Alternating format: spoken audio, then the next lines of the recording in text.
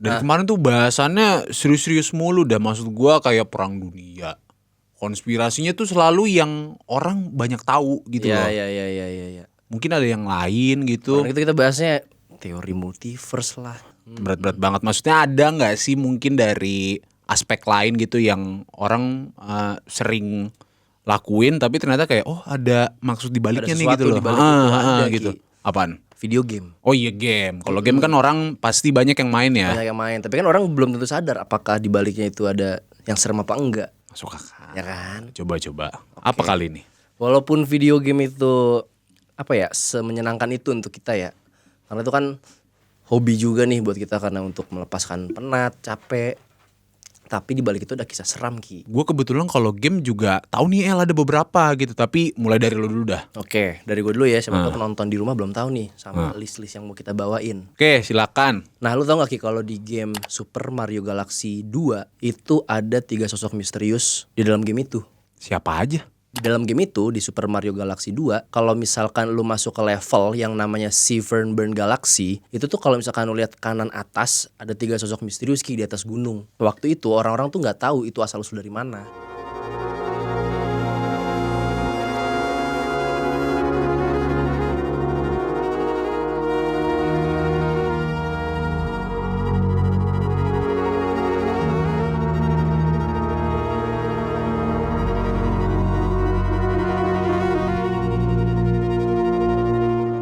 Oh, Dan lu tau gak, Ki, yang lebih serem tuh apa?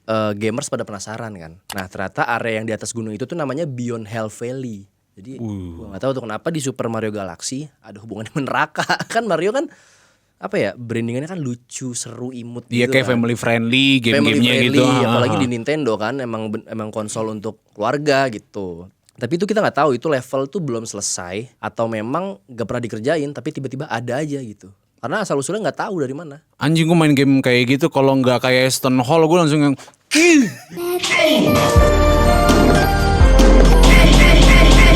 itu sih creepy juga ya Pak. Tapi gue juga punya satu konspirasi yang terdapat di konsol. Jadi waktu itu, Konsol? ya jadi waktu itu PS2 nih sempat ada hubungannya sama Saddam Hussein. Saddam Hussein, Cok.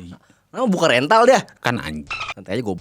Jadi gini El, sekitar awal tahun 2000 itu kan si PlayStation baru banget ngerilis PS2 nih. Itu tanggal 4 Maret tahun 2000. Oke. Nah kebetulan PS2 nih sebagai satu-satunya konsol dengan penjualan tertinggi sepanjang sejarah. Nah tentu saja dulu tuh konsol ini dikirim ke beberapa negara untuk dipasarin, termasuk negara Irak. Terus apa masalahnya?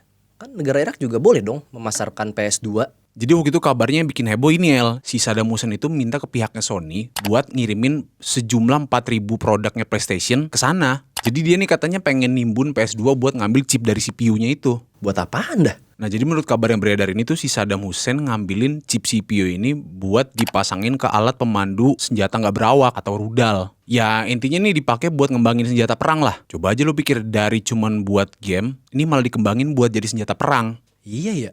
Kok bisa dah? Di zaman itu tuh PS2 udah canggih banget. Karena nih si Sony nawarin mikroprosesor Emotion Engine yang menghadirkan grafis 3D dan realistis. Nah mungkin Saddam Hussein tuh ngeliat kecanggihan dari sebuah benda kecil yang mempunyai impact luar biasa. Kalau PS2 gue lempar kepala lu ngajak gue perang gak? Lu gue lempar balik anjing.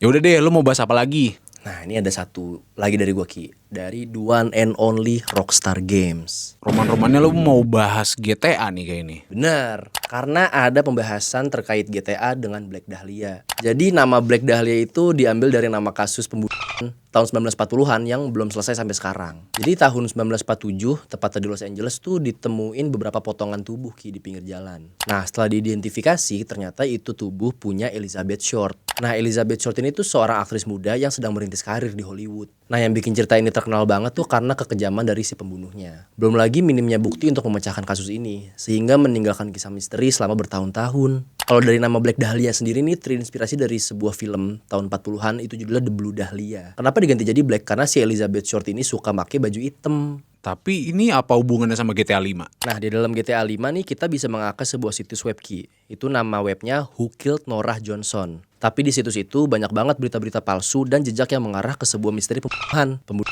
yang mengorbankan Lenora Johnson, seorang aktris fiksi yang dibunuh pada Golden Age Cinema Vinewood. Kan kalau misalkan di GTA kan Hollywood jadi Vinewood kan. Iya, dirubah ya. Nah persis kan, jadi Rockstar tuh terinspirasi dari kisah The Black Dahlia untuk bikin cerita sampingan gitu di GTA 5 supaya dunianya lebih hidup. Oh iya, gue baru ingat. Lo tau gak di GTA 5 tuh kita bisa lihat setan. Anjing pakai indra keenam apa gimana? Pakai smartpen lah. Hei.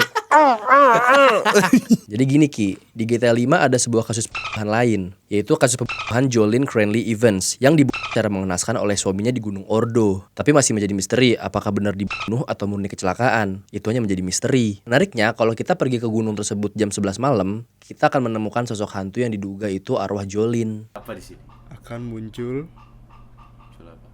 itu bro. Oh, belum ya? Goblok nih lama. Orang masih jauh juga. Masih jauh ya? Nah ini kita zoom bro. Jam berapa ini? Oh, itu. Tuh, itu ada tukang mie tek-tek kayak itu bro di luar bro. Tek, enggak apa-apa lah. Terus Lihat gak bro? lihat tuh apaan barusan. Nah ini makanya kita deketin bro. Kok gue jadi mau ke toilet? Kita lihat bro. Tuh bro. Apaan tuh? Anjing bisa gitu ya, bisa sampai nunjukin penampakan gitu loh. Nggak heran kan kenapa GTA franchise bisa laku keras. Oke lanjut, kalau lu ada apa lagi Ki? Nah, gue juga ada nih, kebetulan ini game udah cukup mendunia. Nah, jadi pada tahun 96 waktu itu sempet nih dirilis game Pokemon Red and Green. Nah, waktu itu game ini tuh lagi hype-hype-nya banget Tapi yang aneh justru nih, di Jepang justru banyak banget nih laporan dan kasus penyakit tuh yang aneh. Dan yang kena nih itu tuh rata-rata anak-anak yang umurnya dari 7 sampai 12 tahun. Kok bisa? Jadi ternyata kasus-kasus itu tuh mulai muncul semenjak si anak-anak ini sampai ke satu titik yang namanya itu Lavender Town. Dan ternyata banyak banget nih yang percaya kalau background musiknya di Lavender Town itu tuh yang mengundang penyakit.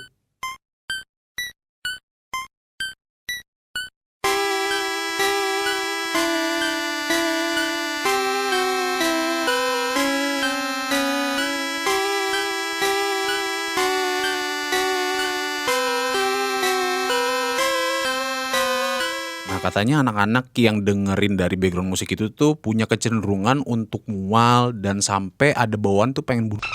Jadi ini kayak frekuensi terselubung gitu ya? Akhirnya ya background musik itu dirubah dulu sebelum si penjualan ini nyampe keluar Jepang. Gue ada lagi nih Ki, jadi ceritanya tahun 81 ada anak umur 19 tahun namanya Jeff Daly. Dia ini suka banget main game arcade namanya Berserk. Nah dia ini berhasil nih mecahin rekor dengan angka 16660.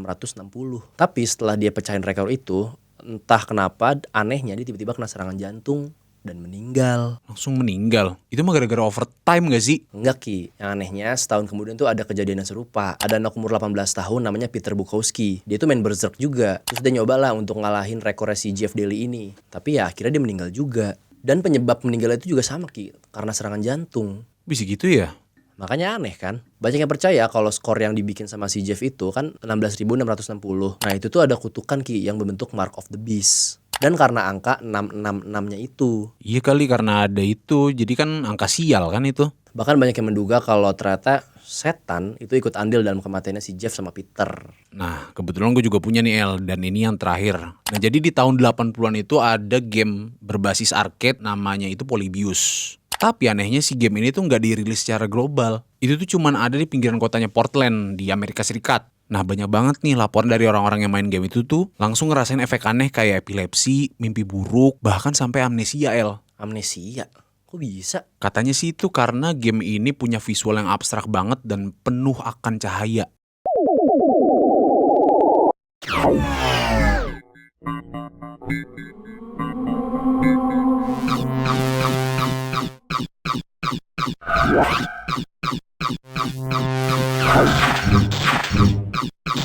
Masa cuma karena visual abstrak bisa kayak gitu Ki?